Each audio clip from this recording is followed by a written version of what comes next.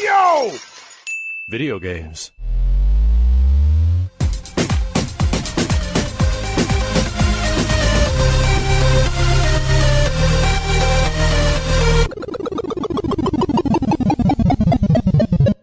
What up, dudes, and welcome back to the YoVideogames podcast. I'm Matt. And I'm Andrew. And once again, thank you to all our generous patrons who've kept us going for over 400 episodes. Yeah, if you're interested in becoming a patron at any level, please check out patreon.com/YoVideogames podcast. Dude of the week is AnnanXF.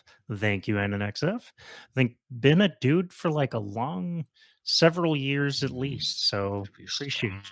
Thank you. Strong. It's for those of you not in the US, I don't expect you to know this, but it's coming up on the 4th of July, which is our Coming up on our birthday, which much like everything else we do, we probably have to like sit there and make sure the whole world knows, hey, this is our holiday. So look, I can't help that Friends got popular, okay? It's our TV first. Just because you fucking watch it doesn't mean that you have to get mad about knowing our holidays. Get the fuck out of here. Okay. If Friends took place in fucking Budapest, I wouldn't expect them to celebrate the 4th of July. Okay. No, but I will say that yes, it is annoying when people online assume that everyone you interact with is American. I do it on purpose now because it annoys the fuck out of people. But well, so since it is our American holiday, we're just gonna have a fun episode. We're gonna talk about a brief overview of Murica and gaming. Yeah, I think it's one of the most interesting things about gaming is if you think about game development today, you almost definitely think about Japan as the dominant player, Yeah. and maybe you think about Japan as the original player, but that's not true. Right. So video games is an American invention. Like pizza. Depending on where you, and technically potatoes. If you wanna technically go back, there's debate on what is considered and isn't the first video game. Because there's Space Wars with the MIT students in I think the 50s, the dicking around on radar sonographs, and they make a game out of it. Right. So there's that. There's your sort of your first video game. There's your first home console, which is the Brown Box by Ralph Baer. He basically said, I was looking at the knobs on the TV and wondering if maybe there's something more we can do with this. So he came up with table tennis.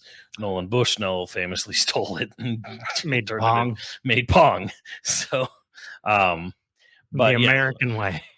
But Pong is an arcade game, right? So I mean, now the Brown Box and table tennis predates Pong. So Ralph Baer, he invents the video game home console, right? Right. And then other American inventions are like the cartridge, for the Fairchild Channel F. Jerry, I don't want to say his last name wrong, but but yeah, like that's also an American invention. So there's a lot of stuff that goes on. Wasn't the first handheld also American? What was the very first handheld? Yeah. Jerry Lawson's, by the way, the name of the man who invented the cartridge. There's a lot of it's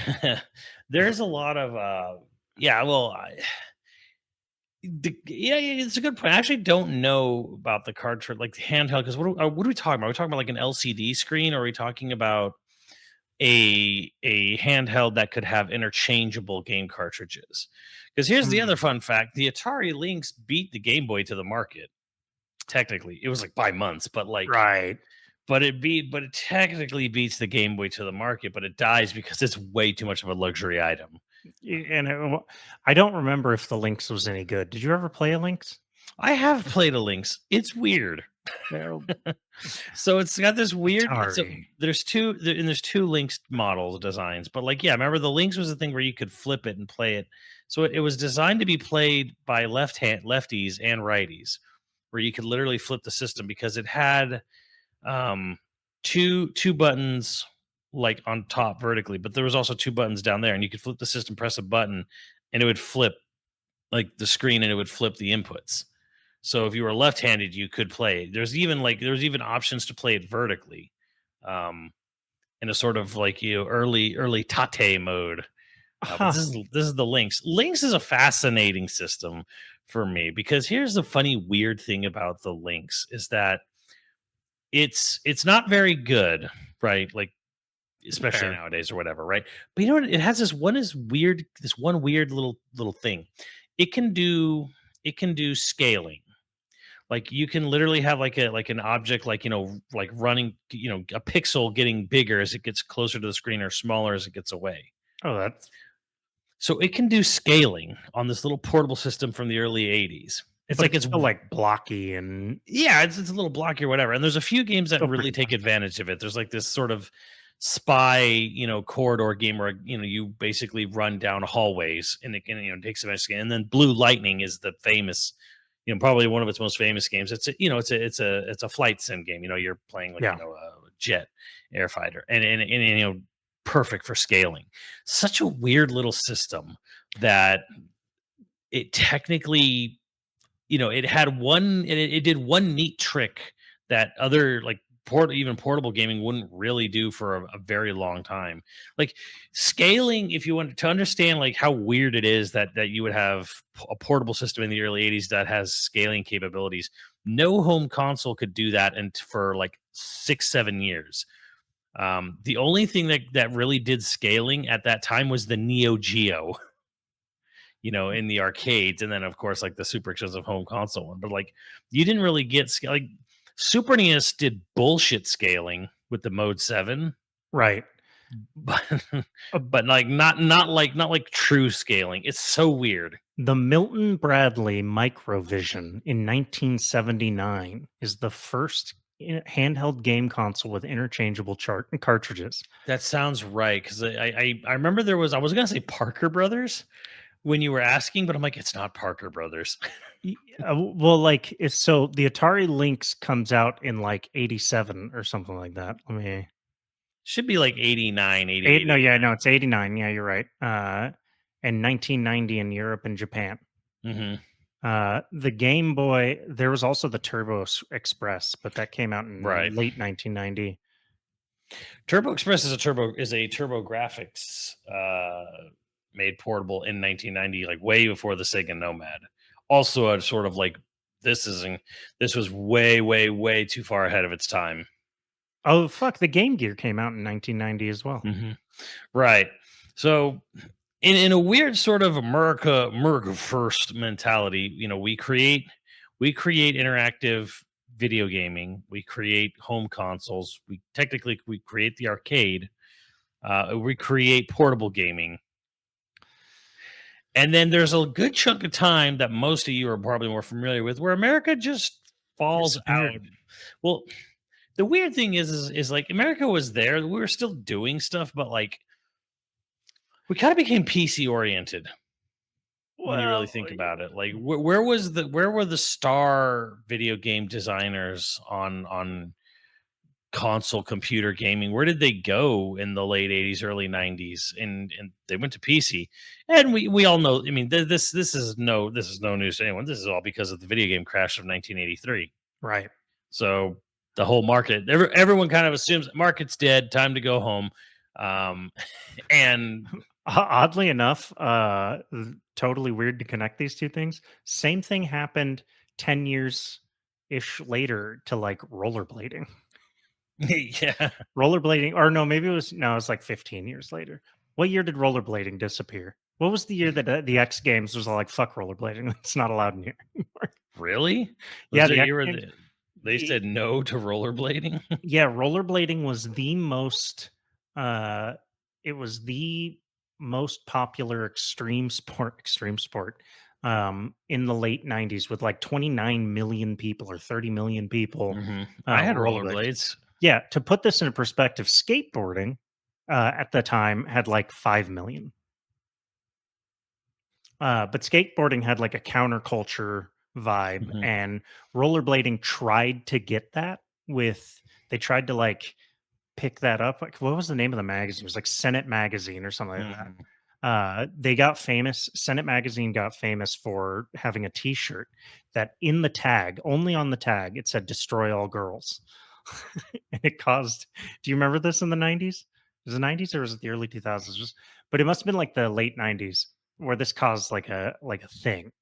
Like Senate Magazine was like getting called out, and it caused an explosion for Senate Magazine.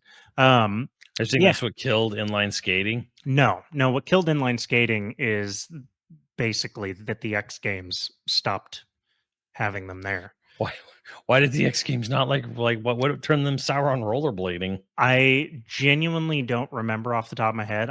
There's got to be like YouTube videos or What is the something. document? Because here's the funny thing about like 70s is where skateboarding really kind of comes into its own. Lords of Dogtown and all that, right? 60s and 70s, it becomes a big thing in California. Yeah. And it's kind of it almost like skateboarding was almost always had like a sort of punk movement or whatever feel to it or whatever. Rollerblading always felt sort of like flash in the pan. I guess. Well, I guess you could say rollerblading never really the got its guys who invented identity. rollerblading, I think they were Canadian. Yeah, the bunch of hockey people probably. They were hockey. Yeah, they did it for off-season hockey, and they called it inline skating. But they invented the brand rollerblade. They lost everything. Like a guy ended up screwing them and buying out their shit. Why do I know so much about rollerblade? Uh, but bought out their entire stake for like 100 grand and gave them 1% royalty. So they ended up walking away with millions after it all became really huge. But they basically were broke for 80% of the time that rollerblading was a thing. And then all of a sudden they got one good payday and that was it because they invented the fucker and only got 1% from it. Um, yeah, no, I don't know why the X Games dropped rollerblading. I just remember they did, um, because in the mid to late '90s, rollerblading was always a big corporate thing. That was the main difference between skaters and rollerbladers. Well, that's the thing is that like skating is counterculture, right? Right, which is today now that counter like the way you spotted a poser back in the day versus the way you spot a poser today. A poser today wears Thrasher and Supreme. That's how you know that they're a poser. Well, here's the funny thing is that like I remember being a lot younger and I remember the Tony Hawk games coming out Oh hell and yeah! sort of reigniting a lot of people's passion for skateboarding and just sort of like kind of more or less not introducing but just sort of like reinvigorating sort of like oh yeah Yeah, skating like it feels like skating became even bigger after Tony because the first Tony Hawk was like 98 or something like that 97 98 and then and blew up after that 99 2000 Tony Hawk Pro Skater 2 3 yada yada yada yeah, um and there's a funny thing where I at some point Tony Hawk games just kind of died after there's Thug 1, Thug 2, and then there's like Project 8. And then yeah, by Project 8 it was already way on the way out. yeah. It was Uh, petering out. Yeah, And then there was his couple of really goofy failed attempts, Tony Hawk Skate, with the actual flat, piece of plastic cardboard you stand on your floor, all that. And Tony Hawk was really hard up on selling that for some reason.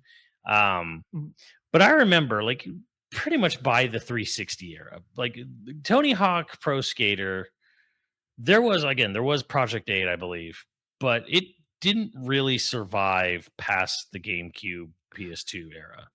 Not really. yeah. Um, Well, so 360 had Skate 1 on it, right? Was Skate 2 also on 360? there Or was was what do 8 you was mean on if 360? you mean like the plastic boards you No, stand no, no, on? no. Just like Skate, the game Skate, Oh, so game skate. Yes, there were was there on were skate games. 360, But I mean, and that you was can't great. you would never argue that the EA skate games were anywhere close to like what pro skater levels were, like in popularity and whatnot. I don't remember if they were that level, but I remember the original Skate was super popular. I played with all of my friends. Like I was before we started recording, I was saying in the move I found my old skateboard. I haven't skated in 20 years, and so it turns out that I hurt myself on my first time getting on the board. I tweaked a little Bored muscle. man. I am an old man, and I'm officially a poser. I have a really nice board, but I can't ride. You know what it was? Is I forgot that how much you have to bend your knees. Mhm. Damn hard on the knees. Yeah, But, but the point is, my point is, skating was just done by the 360 era going into it. Like the whole thing. And I remember I would always walk around years later and just think to myself, wonder what the skating world looks like. Because I was never under the I was never under the impression that like there was no more skating industry or skating. I mean, I knew it still existed, absolutely. Like I knew it was still a thing. But I always kind of wondered, I'm like, wonder what's going on in that world. Who's you just kind of wonder what are the names, like what are they doing now, like what is the news. Yeah, do you remember when Tony Hawk did the 900, right? Yeah. How much of a big deal that was. Yeah, it was huge. It's still technically huge. Well, so I'm just kind of like, there was a point like pretty much around the 360 era and anywhere since, and that's actually getting long on the tooth now, where I would sit there and I just kind of like I wonder what goes on in the skating world. Like I drove by and saw like a thing for X Games, and I'm like, I wonder what goes on at X Games now. Like, well, but not like boy, not in the sense of what happened. Gee, what happened there? Wow, how did that? What was the disaster? No disaster story. It's just I just kind of wonder. Every extreme sport had about 10 years where it was the biggest thing in the entire fucking true world. and then from the gaming perspective, video games weren't as big then in the PS1 PS2 era as they are now. Although oddly enough, every single gamer that I knew when I was that age were skaters. It was all. Well, the thing is just like if when a game like Tony Hawk's Pro Skater comes out in 1998, everyone pays attention, everyone tries it, everyone plays it. Yeah. When a game like WrestleMania 2000 or WCW versus NWO, Revenge comes out, everyone at least tries it, everyone plays it, everyone's talking about it, right? Because wow, this is a really good game, and the gaming world just isn't that big. So everyone, a really good skateboarding game comes out, everyone's trying it, or so it seems, I guess. Nowadays, you could have a really, really good Tony Hawk Pro Skater game come out, like a brand new one, even the remake, I could argue, and it gets a bunch of people who are really into skating, but like there's going to just be tens of millions of people now. The majority of the game industry probably doesn't even play it. Or never even talks about it, just because of how big gaming was. So video games were in kind of a weird sort of way a portal into other walks of life. And that was kind of the great thing about it, in a way, where like Tony Hawk's Pro Skater kind of introduced you to skateboarding, and then later, Kelly Slater's Pro Surfing and all this other stuff. All of a sudden now we're all at least mildly aware of extreme sports, right? BMX XXX. Yeah. And you want to see them polygon titties. Dim poly titties and dogs pooping on the sidewalk. So yeah, and then same with wrestling. I remember wrestling from the 80s because I'm old. But like I didn't follow wrestling late 80s, early 90s or whatever. I don't remember anything past like Macho Man and Ultimate Warrior and Hulk Hogan era, when Hulk Hogan was Hulk Hogan, not Hollywood Hogan, Hulk Hogan and Andre the Giant, all that. And so I was way out of wrestling. And WCW NWO Revenge comes out, and then WrestleMania 2000, all of a sudden I'm like, whoa, what's going on in wrestling? Now I'm aware of wrestling. Now I'm even like watching wrestling, on Monday nights every so often or whatever. Do you remember there was like the late 90s, early 2000s where wrestling, well, for my age group, was like Attitude Era. The biggest. Right. They had that huge movie where like Diamond Dallas Page was the villain in the movie, and like the whole movie, what was it? Ready to Rumble? Was that the movie? It was like a comedy. That's a video game, but maybe. I don't know. There's like a early 2000s comedy. Yeah, it's Ready to Rumble. What year is that from? 2000, April 5th, 2000. I have no memory of this. Oh, dude, whatsoever. It starred, but that is Arquette, Oliver that is Scott, right in the middle of the Attitude Era. But like, a part of it was also just because like something like, say, the N64 didn't get a ton of game releases. So if a game came out and it wasn't absolute trash, it almost became like, oh, you gotta check this out. This is good. Like just sort of the effect of being an N64 owner and not having that sort of plethora of content Yeah. that the PlayStation and not having, and on the flip side, not having all that shovelware either. But like, it was kind of interesting to have such a portal into the rest of the of all these different walks of life, really. Well, that's one Excite of the Bike weird things. 64 comes out, and it's like Supercross is the thing now. Like dirt bikes are cool. Blitz Think comes about out and the NFL's cool again. we had the like downturn in the states, like the crash. The two Howards help Nintendo come back. It becomes a huge thing again. By like the mid 90s, the US market is heating up again for like US developers, and they all did sports games. It's kind of true. There was Like like this weird. There was a lot of. Well, I mean, they didn't all do shooters and sports games. Let's be real. yeah, But we've always done shooters, but like sports games were like you had what were the big sport games in the 90s? It was like 1080, Tony Hawk, right, um, cool borders, yeah, Cool Borders, Wave Racer. Was that a Wave Race. yeah, That's a Nintendo game. It's not American made, but like Excite Bike was American right, made. yes. And Uh Excite Bike 64, I should say. there was You know, even a version. It was a well, dude, rollerblade I don't version know. of Tony Hawk. I don't remember There what was it there was called. was there was Kobe Bryant games that Nintendo used to publish exclusively, like Kobe Bryant themes, basketball games. King Griffey Jr. Right. Nintendo sanctioned baseball games. Uh, Well, they're baseball makes more sense than basketball because baseball's huge in Japan. right. Like, It was funny because there were multiple Ken Griffey Jr. games for the Super Nintendo. One of them was made by Rare, and they didn't actually know the rules of baseball. Nintendo had to fly all these guys from the middle of England. And all right, I'm like, we own the Mariners at the time, so they fly them out. And they're like, go to a bunch of Mariners games, watch how baseball works. so it's the only baseball game in American history where the rules are the rules of cricket. Cricket. We're world champions at cricket, by the way. There was some sport we just won the world championship, and then people were like, "What? America won it?" Like, yeah, cricket, yeah. was it And then cricket? yeah, and Yeah, then we're the the best most cricket. racist assholes started getting up in arms because they're all like, "Well, it's all Indian dudes on the American team." Yeah, because Indians fucking live in the United States. What? Like they were like, "Yeah, but they're not really American." What the fuck is real American? And these were people all over the world saying this. It wasn't Americans. Yeah, what's a real American Ched? every every fucking like American cricket fan was like, "Hell yeah!"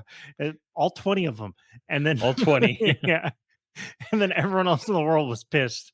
It was just like one of the lead. What's a real American there, Chet? They were even more mad because it turns out that the American team only did it part time. They were all like software developers and engineers and doctors who played cricket part time, and then they went and like won this like world tournament. And it's like and like Twitter was just burning up about it, and like every time you see an American play, they're like, "Oh, cool." like, like cricket is just not a thing here. It would be worse if we all of a sudden people are running around in cricket jerseys, in North America, because that happened. Like I remember, like it's funny because we grew up in Los Angeles, at the time when Wayne Gretzky played on the Kings.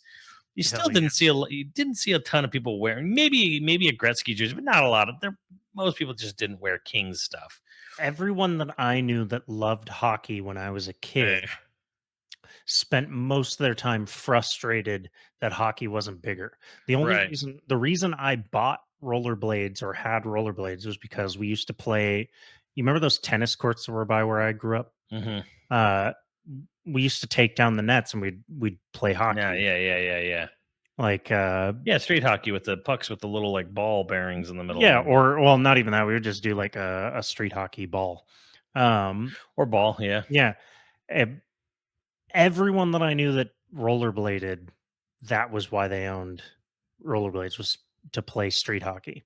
But they Mhm. also were all, extreme sports people generally. Yeah. So Well, the thing is, like, people didn't wear Kings jerseys in LA Right. until the Kings started actually winning Stanley Cups. They won a couple. All of a sudden, there was a lot more Kings fans than there ever was before, which I always thought was like, you guys are the most fair weather people in the world. Well, look at how popular the Clippers have been for the last few years when they were Uh-huh. actually winning. And then now, like, Yeah, well, there was like a 3-year period. Clipper Daryl's probably still out there, keeping the love going. But Real excited.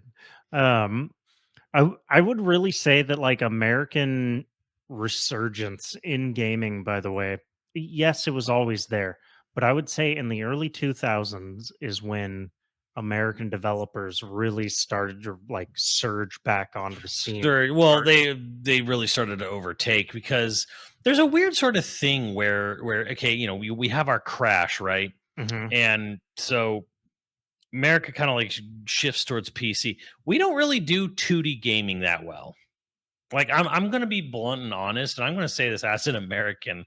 Like for the NES and Super NES, there were good American made 2D games. I'm not gonna say they're not. I'm not gonna say that they're all bad. I'm just saying that like But it wasn't on par with what on Japan was yeah, doing. on a wider scale, we didn't do 2D gaming all that well.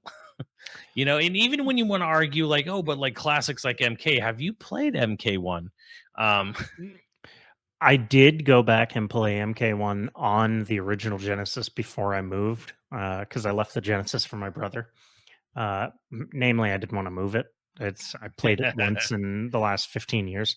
I went back and played. It's so slow. Like I don't remember it being that slow. mm. To the point where like my reaction time's just garbage. Like let's come on. There's a To reason I don't me, play fighting games that often. and it's not even MK. MK But was that shit MK. I felt mean, slow. don't get me wrong, there was a ton of MK clones, but MK itself was copying Street Fighter. The Mhm. thing, the game, the you know the Genesis point, little like amoeba goop coming out of the primordial ooze and evolving that would evolve into what it is today Mhm. is technically Doom. And now the Wolfenstein 3D before that, but Doom is the American made product that I think is the spark that ignites, and then we go from there.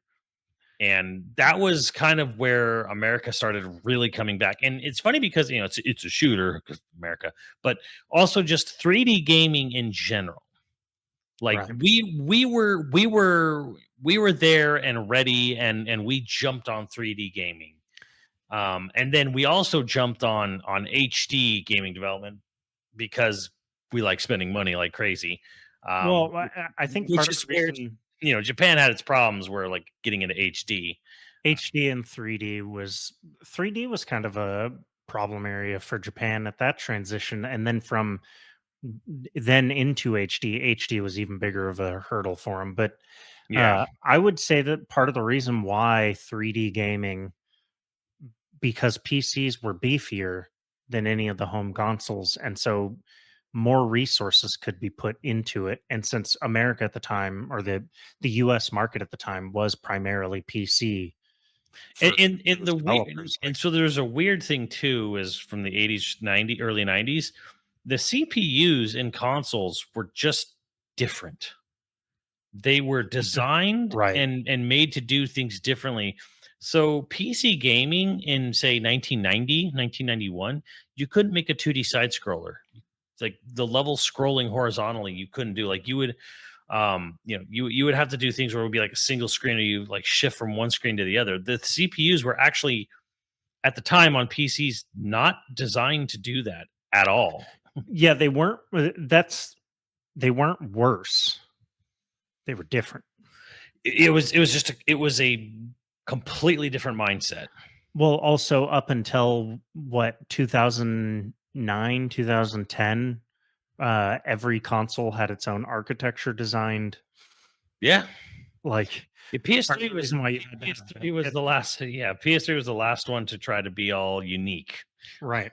And it's like that was the like standard, was every console was going to be its own thing.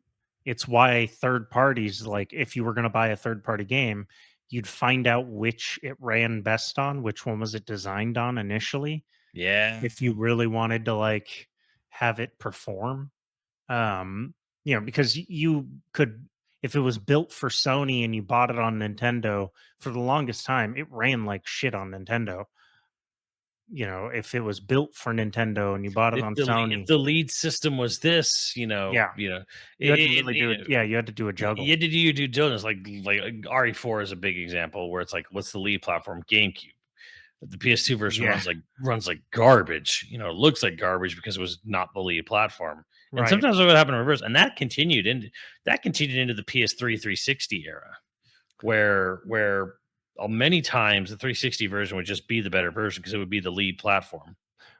Yeah, The only because third time parties, it was cheaper to develop for 360 than it was to develop. Yeah, in a few times you'd get a few cases where okay, PS3 was the lead platform, and even when the PS3 was the lead platform, usually the Xbox 360 version probably usually ran just as well.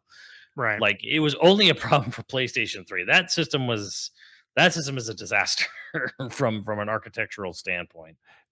Well, it is almost exactly the reverse or like the mirror to what happened the PS4, Xbox One, because PS4 became the lead, Hmm. system for I think everything basically, and so everything just ran better on PS4. Hmm. You know, um, I I'm trying to think if there was like a truly like a 1990s like indicative of the US developer community, like who encapsulated the 90s for the US market, like who was the Early developer. 90s. Yeah, if we have to split it up by early to late. So you basically they're not neither one are very good. If we're talking about good or bad, because like THQ and Acclaim kind of dominate early 90s in North America and later Yeah, Midway. Um I was thinking Midway was probably because Midway died in the early 2000s, didn't it? When did uh Midway officially die? I think mid 2000s or so, around the mid 2000s. Yeah, like they died when I was becoming a man. They died right as the 360 generation was starting to take off. Right, because they had that one package game or whatever, their, like, compilation of Midway games when they tried to do a comeback, right? Mm. On the 360, wasn't that like it was like a Midway. Well, it's funny because like when Midway went under, they basically just got scooped up by Warner Brothers. Bought most of their stuff. They died around, I think around. They might have lasted all the way till around 2008, 2009 or so. I think MK vs DC was one of their last projects Right. that they ever made. I mean, they made it into the 360 era, but not much further, and just kind of died. But like, yeah, like anyways, yeah, like when you talk about like because there were a lot of American games on the Nintendo and the Super Nintendo, and most of the time they just weren't very good. Like, to be honest, I'm actually struggling to come up in my brain right now where I'm like, okay, what was good American made games on the, and there are some, I know there are, but like most of the time it's like, yeah, no, that was England, or Yeah, something like no, and all the big names that I can think of really don't start until 2000s. Yeah, and it's kind of like again, it's kind of like where Doom comes in. So what was really going on there? And again, so video game crashes 83, right? Mhm. And it's like everyone kind of like shifts to PC. Okay, we all go home now. So why did the links come out in 89? And it was kind of the idea, the mentality at the time was, okay, video games are kind of dead or whatever. I'm going to try to do something new. Honestly, the brain behind the links, um, was trying to think outside the box, um, because in the world he lived in our where America, gaming is dead. You can't just make a home console anymore. So what do you do? And it's like, well, what if I go into this portable, sector or something like that? Like kind of like what Nintendo kind of did in a weird sort of way. You know, where it was like, okay, our Wii U bombed really hard. What do we do? Let's go for this hybrid design. Um, Yeah, I don't really. The thing is this period of time when I like read about and was making a video for it, almost all of it was about Nintendo saving the game industry in a way. But there's not a lot of information about like how American companies floated through this and then came back towards the late 80s. yeah, because here's the weird thing. Here's the dark, dirty secret of the American video game history. When the Atari and the Television and ColecoVision were around, the idea at the time was third parties didn't exist. Like Right. third parties were actually Yeah. considered a threat to your business. And Activision is one of the earliest third party companies, which was created by former Atari employees. And I believe there was even legal cases done over this where they were trying to stop the idea that someone could manufacture and sell a game for the Atari that wasn't published by Atari. That is a wild bit of history. We could talk just about like what was that legal case? Like what argument did they make? Right, which is kind of like you know, I'm sure they probably argued something that like, well, if I'm the car manufacturer, you don't get to go and just buy, if you buy a Ford, you don't just buy a Chevy engine and put it in the Ford, like that's not safe or what. I don't know. I don't know what argument they actually used. I imagine it was probably something dumb along those lines. But yeah, like the originally, because this all goes back to the Magnavox Odyssey, the Fairchild Channel F, and all this other stuff, where they were originally told, I believe, with the Odyssey or the Odyssey 2, Sears told them that it only worked on Sears, like, told them it only worked. I'm sorry, Magnavox would tell people at Sears, tell them it only works on Magnavox televisions. Oh, I remember this. Yeah. Right? Like tell them that this video game system only works on our TVs, even though it totally worked on anything else. But they Yeah. would tell Sears employees that this only operates on Magnavoxes or whatever. So the entire, like, the thing is like we think about how disgusting and shady and greedy the video game industry. No, we've always been this way. Your dad was like this too 50 years ago. Business. Yeah, business has always been just a battle to try and get monopoly. Right. And that's really what they wanted. They wanted to own like Atari wanted to be the only one in the game. Like they would look at Intellivision, or ColecoVision. This is a threat. Yeah. Like, this is like we shouldn't be like, and here's the thing, Papa Nintendo was no better because they tried to make renting games illegal. They tried to make Yeah. genies illegal. They were. I thought it was Sega that went after Game Genie. No, Nintendo. Because it was Game Genie that was on Sega, right? Where you could pop in a card. Well, it started on Nintendo.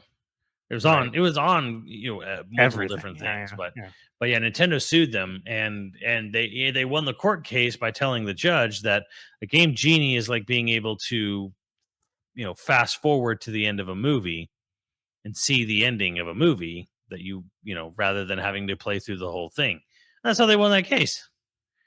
Because basically, like, But you can do that. no, well, Nintendo didn't want you to. You understand what I'm Right. saying? Like, Yeah. Nintendo was arguing this should be illegal. Game Genie Galoob, basically Codemasters, argued, well, this is like fast forwarding to the end of the movie. Like, are we going to make fast forwarding to the end of the movie illegal? Oh, I And- thought you and- said. I thought you and meant the Nintendo made judge. that argument. The judge was like, yeah, that sounds right to me. That sounds fair to me. So get fucked Nintendo. So, I was gonna say I thought you meant Nintendo won that argument or won by that argument. I was like, well, yeah, no, Galoob Codemasters won the argument by basically saying like it's like fast forwarding. I'm like, it's okay because Game yeah. Genie ended up disappearing within a few years anyway. Yeah, so Because none of this shit mattered. so did renting, so So did did rentals. So eventually, Nintendo won the war against game rentals. Eventually, so And used games. They're winning. They're winning the war. they're against winning. used games. They're definitely winning the war against used games. Yeah, Sega was I think even more hardline about used games, and I think even Nintendo, they both were, but Sega really hated the idea because you'll see it on all these. Yeah. There's so many Sega cartridges not for resale on it, but like, look, anyone cared. Go yourself. Yeah, no, I remember used games being a big thing. For publishers in general, hated used games, but really Japanese publishers hated the used game market. Oh yeah, yes. Especially because the used game market was much bigger in the United States than anywhere else, I guess. It's weird too because like they actually lobbied and got their way against used gaming in Japan for many, many years. That's wild. It actually took years to break down, the barriers for used gaming in Japan. But eventually they got there. There's still a law against used hentai. You can't sell that on. A random aside, I actually saw that, because in Japan they have this weird technical bylaw on their public broadcast channel. Anyone who's running for governor of a prefecture can gets their 6 minutes or whatever.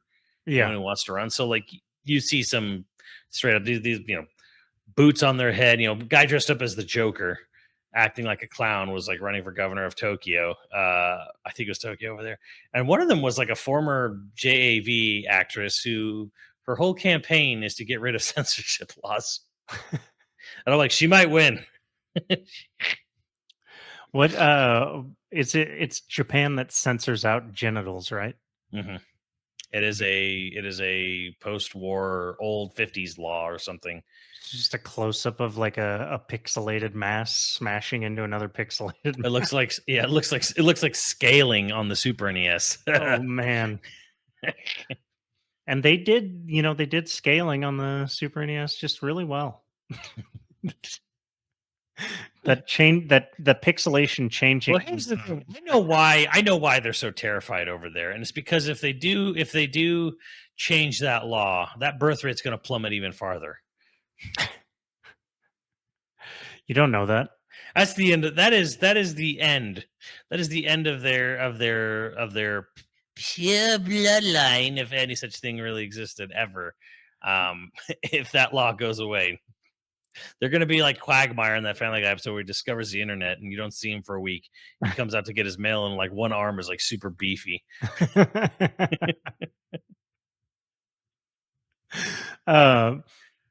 What's your favorite game of all time as a Japanese developer, you heathen? On this of all days. I can tell you this. You know what? In my top 10, I have at least one American game, at least one. I have to think about it more. It's Tropical Freeze, made in Texas. That wasn't made by Rare? No, it was made by Retro, right? In Austin, Texas. And hey, they made the best goddamn 2D platformer out there. So God bless that. So yeah, we're in a weird state because like the whole history is like America starts it, America founds it, America goes way too monopoly hard. America crashes. It's like God creates, dinosaur, God destroys dinosaur, God creates man, man destroys God, man creates dinosaur kind of thing. Like we're doing this whole Jurassic Park thing where it's like, okay, we crash our industry. Japan brings it back. America kind of like floats for a little while. And I don't know, to me, there's still a really fascinating part of like the American side of gaming where we had these really just fucking terrible failed attempts to get back into the gaming industry. Lynx is there, Jaguar, 3DO. Technically, Philips is like a Swedish company, so it's not really part of that. But the Jaguar CD and there was the Nuon, like this weird DVD add-on thing that never went anywhere. So there was like the early to mid 90s is like this really weird time where America's really trying to like, they see the success of Super NES and Genesis and then SNES, and they're like, we need to get in on that. We need to like, and so they come up with all these aggressive marketing campaigns, all these stupid like Gex is gonna do it, man. Yeah, that's gonna kill Mario. A lot of people love Gex, as we recently found out.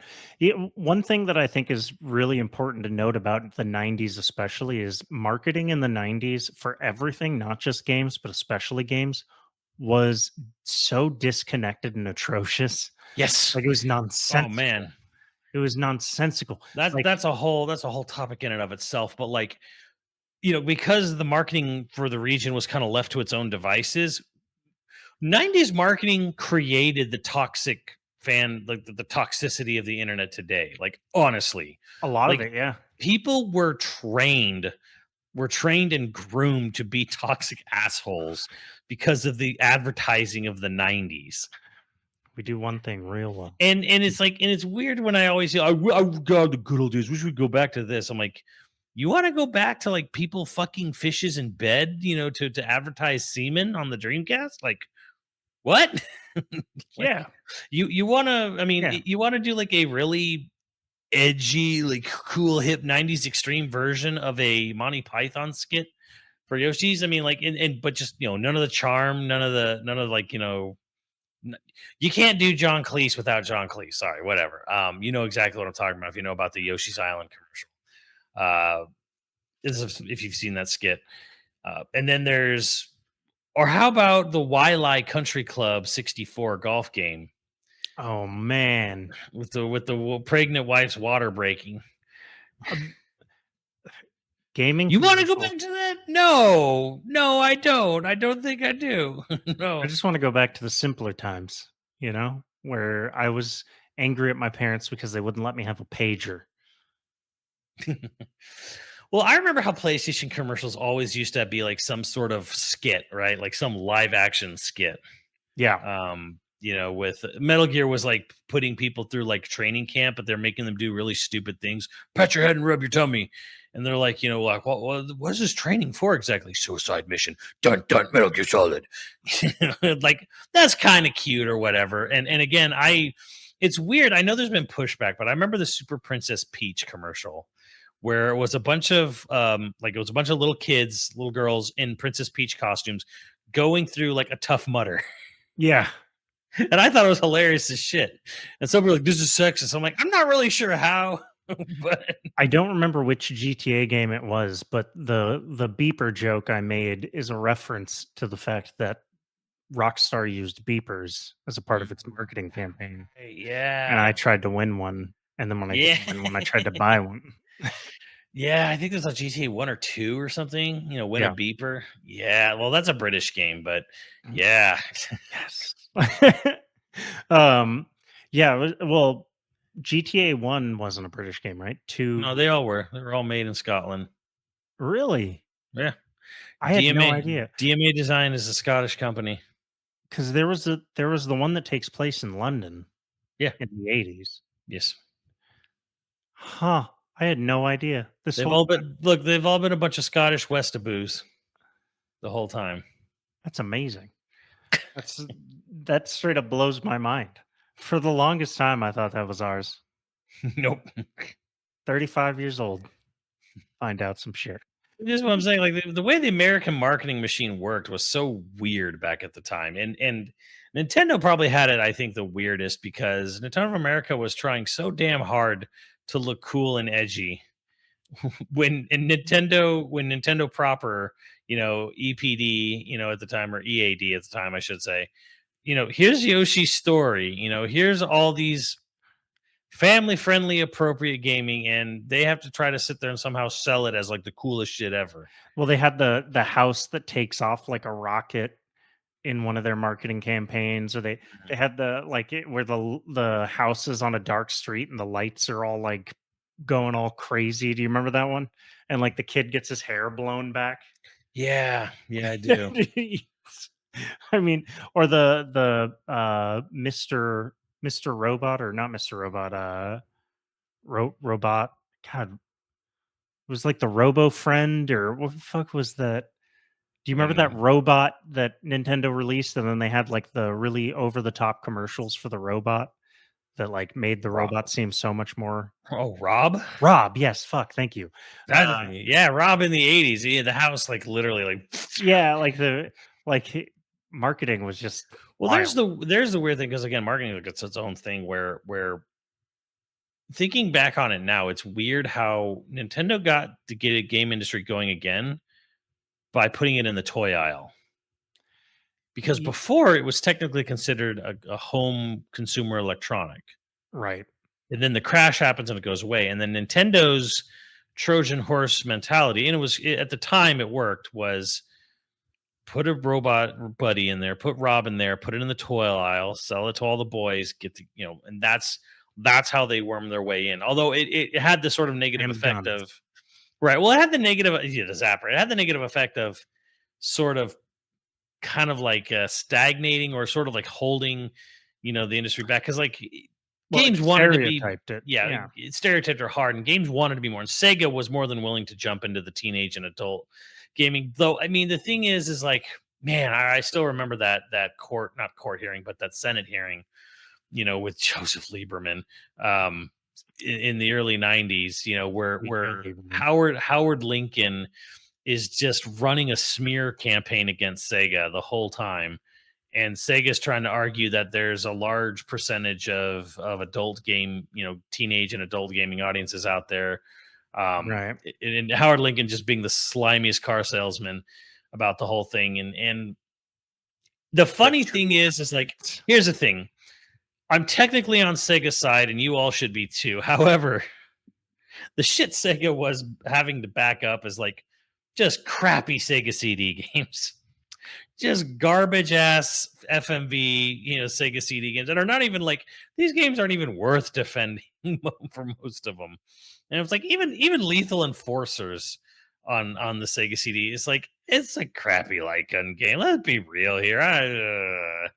Like Operation Wolf was better on the NES. Jesus. I'm trying to think. Like PlayStation for me was the edgy teen adult. Oh yeah, and that was the whole thing. Is like the marketing, everything. It was like NES is you're a 6-year-old boy. You're a 6-year-old boy, and G Willikers are going on an adventure. And then like Super Nintendo, you're a 10-year-old kid. You're a tween. You're about to hit your teenage years. And 64, you're a teenager now. You like violence and extreme sports and girls and shit. And then like. You get to PS2 and it's like, okay, now you're a late teen. Now you're in college. Frat boy, Leisure Suit Larry's back. Manga cum laude. Yeah. The guy game. Oh shit, it's child porn. Oh fuck. The guy game, which you can still buy copies for like 100 to 150. No, I don't know if you heard about that. So that got posted on Twitter. Mm-hmm. That's an amazing story. Someone was at a convention where they were selling, they went to like a retro game booth and they had the guy game for $250, I think, for the original Xbox. Wow, yeah, and you just want a little bit of underage porn. The follow up to that story is someone found out it was at a convention. The convention was like, we're going to find out what booth that is, and we are going to escort them off the premises. Damn. And you might think this is all extreme, but I mean, by law, they are doing exactly what they need to do because the guy game, the true bastion of American gaming, by definition is CP. I'm not going to go into the whole, explanation of what that is. It is technically CP. They didn't intend it to be. Girl lied about her age, provided a fake ID, but it's CP. So if you're a retro games store and you're like, hey, I got this rare game, I'd be like, go fuck yourself. you just keep right on walking, mister. I hope you didn't give any money for it. Well, I guess my final point is, or my final topic. We're talking about the game industry crashing, and then crashed and went away. We kind of Doom kind of like was our spark. We got really big, and then we sort of like took over. Honestly, we really took over during the 360 era. I think. So has Japan been bringing back rollerblading? Are we about to have a resurgence? That would be fascinating, right? Wouldn't it be fast? There was like some great games from Japan during the 90s, early 2000s. Jet Set Radio. Yeah. And they're bringing Jet Set Radio back. Sega's pumping money into a new Jet Set. So rollerblades coming back. Rollerblading could be coming back, and Japan's going to bring it back. Skaters. Japan is going to bring rollerblading back, but yeah, now I think here's the thing though. Now, at the end of it all, at the end of the whole thing, where it's, yeah, I mean, we've talked a lot about how 360 kind of America kind of like dominated, and Japan sort of crawled its way back after late PS4. We're But in a even good then, PS4 is dominated by American studios that are right. Well, the thing is, I think we're in a we're actually kind of in a good space. We're not in a good. Hold on, don't let me rephrase this. The industry itself is not healthy by any stretch of the imagination. However, we don't have an industry that is any longer dominated by one country's output. And to me personally, I find that very exciting.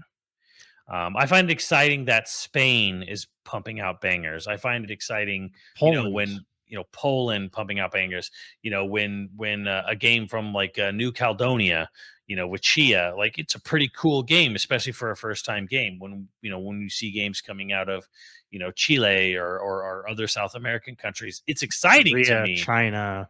Right, Korea Yeah. has really started to really made a strong first showing on No, on it's truly a globalized industry now. Korea and China are now making big console games, like good console games. So, which they were PC markets for the most part, for the whole other reason of history. But it's like that's exciting to me.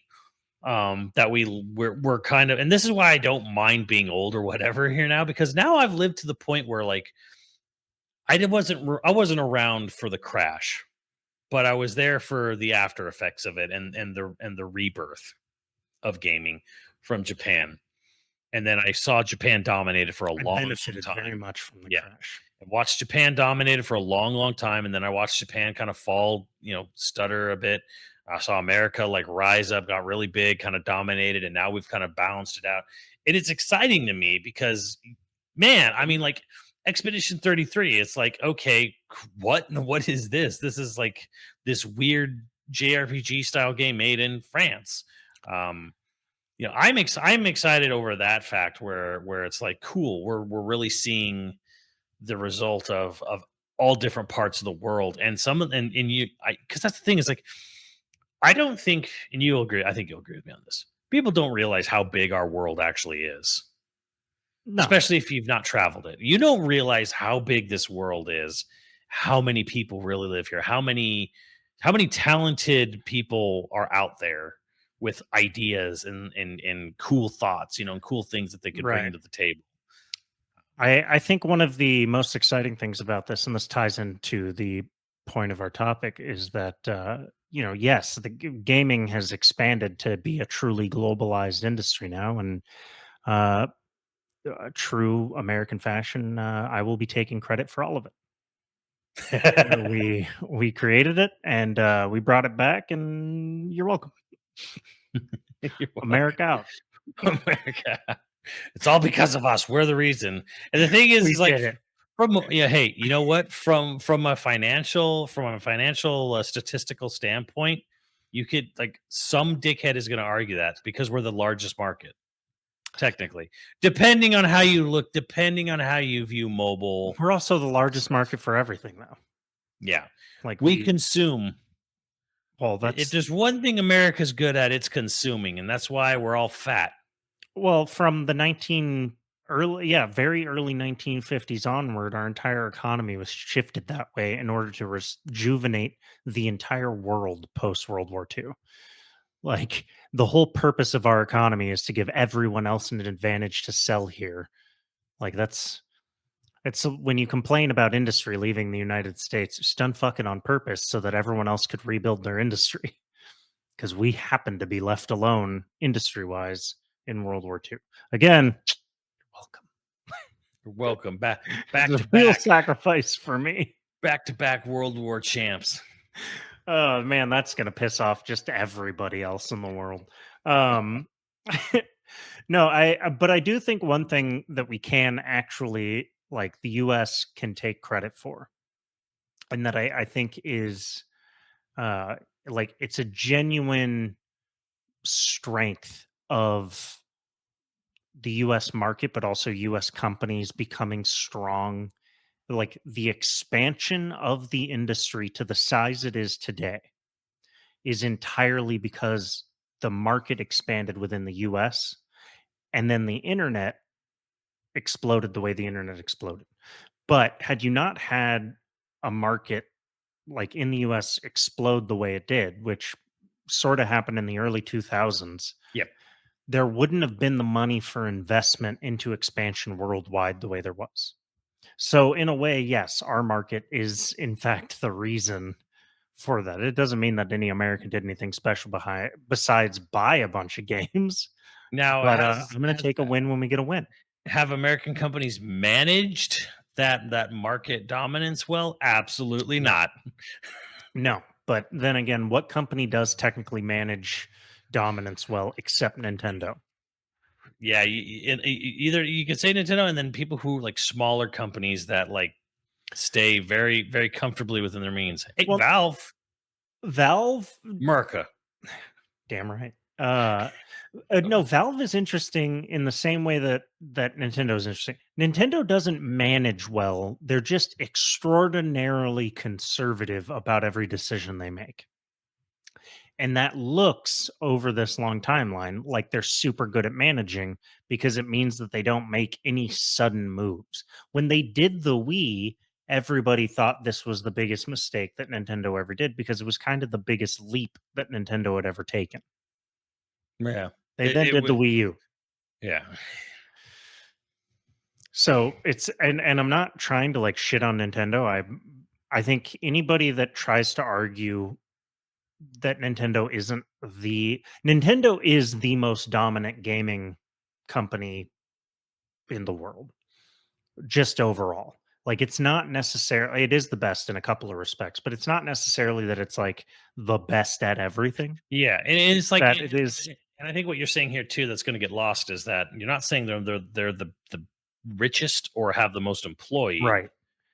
but they do dominate because They they, dominate culturally. They dominate like yeah, they just are the a touch. headspace. You know, Yeah. they usually make games that people rip off of, like Mario's and Zelda's, Breath of the Wilds, and what have you. People just take from them motion control, casual mobile stuff. Like a lot of casual mobile stuff kind of came after the Wii because the Wii showed, oh yeah, super casual people will play this crap. I mean, I don't want to take too much away from When that. you pick up a handheld, what does your mom call it? A fucking Game Boy. It doesn't matter what it is. You picked up a Lynx once, They and don't call it a oh, I get the Lynx. Game Boy. They Yeah, don't call it a yeah. Lynx. Oh, you're gonna Uh, go play on your Lynx? Nope. if I have literally seen somebody have a Steam Deck and someone go, "Oh, a Switch." Well, anybody in the know isn't going to look at a Steam Deck and go like, "Oh, that's." But the point is Nintendo dominates at the right time as cultural touch points. They just like no one. And the other thing that's smart about them is they don't spend a lot of money to do that. Right. They're conservative as hell about things, which means that they don't take a lot of big swings. They're not going to necessarily go for the most powerful system again because it bit them one time.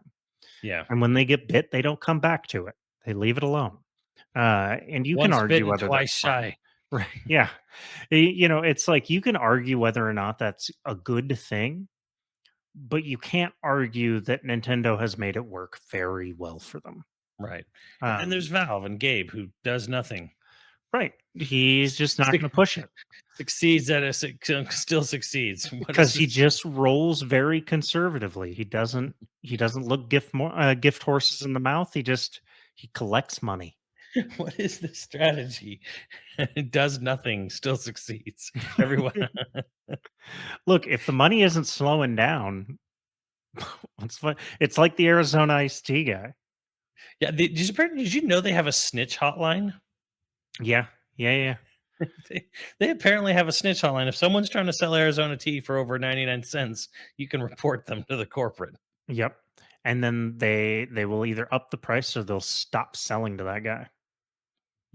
Yeah, it's actually wild. Some like TikToker snitched on a place in New Jersey that was doing it for 129 Mm. instead of 99 cents. Yeah. No, but that's Arizona's doing great. They're doing great, and so why mess with the sauce? Um I as a closing thought on like the US game industry, one thing like some of, I would say now, the most important game publishers slash developers currently are they're American. Like you've got your Blizzard Activision, which is now owned by Xbox. Xbox sort of owns all the bigger. So I guess really Xbox, if they don't shit the bed, is going to become the most important. Like Here's the crazy thing: there almost is no American game industry. There's just Microsoft. it- yeah. Yeah, no, that's true. They own all of Bethesda. They own all of they own all of Activision. The only ones they don't own at this point are EA, and EA is struggling to stay relevant Do beyond they own FIFA. Gearbox? They don't own Gearbox. No, 2K owns Gearbox now. Right. And 2K is American too, isn't it? No. Yeah, I don't No, know but- where Take Two's offices actually are like headquartered at. It's Take Two, by the way. That's Take the, Two, yeah. That's the headquarter. Yeah, 2K Games is a different. It's a branch of it. It's New York City. Take-Two, yeah, it's American Video Game Company. Strauss Zelnick. That's right. Yeah, it's pretty much Microsoft, EA, and Take Two Interactive. So it's pretty much them. Pretty interesting. It's I know that there's going to be some pride because there's a lot of people who take a lot of pride, like, and they're not Japanese. They're just like they're weebs, I guess, and they take a lot of pride in Japanese dominance in gaming. And I think again, anybody who says like, "Oh, Japan doesn't make good games," well, obviously they're idiots. Like, yes, Japan makes magnificent games, and they are often at the forefront of the best games in the world. Well, there's a lot of let me just dispel one myth real quick here at the end here.